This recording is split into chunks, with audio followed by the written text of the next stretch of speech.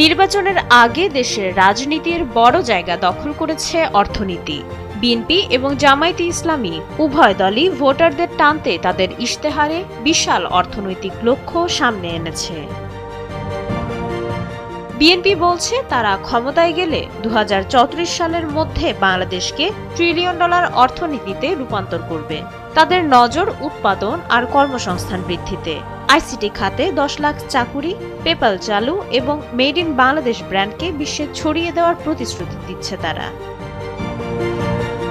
বিএনপির ইশতেহারে আছে সাধারণ মানুষের জন্য ফ্যামিলি কার্ড আর কৃষকদের জন্য ফার্মার্স কার্ড চালুর মাধ্যমে সরাসরি সুবিধা দেওয়ার প্রতিশ্রুতি।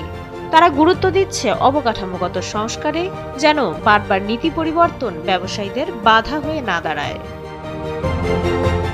অন্যদিকে জামায়াতে ইসলামীর লক্ষ্য ২০৪০ সালের মধ্যে $2 ট্রিলিয়ন অর্থনীতি এবং বিশ্বের ২০তম শক্তিশালী দেশে পরিণত হওয়া। তারা বিদেশি বিনিয়োগ বাড়ানো, আমদানি নির্ভরতা কমানো এবং করমুক্ত আয়ের সীমা $5 লাখ করার প্রস্তাব দিয়েছে। তবে ৭ কোটি মানুষের কর্মসংস্থান সৃষ্টির মতো লক্ষ্যগুলো আসলে কতটা বাস্তবসম্মত তা নিয়ে বিশেষজ্ঞদের মনে আছে প্রশ্ন।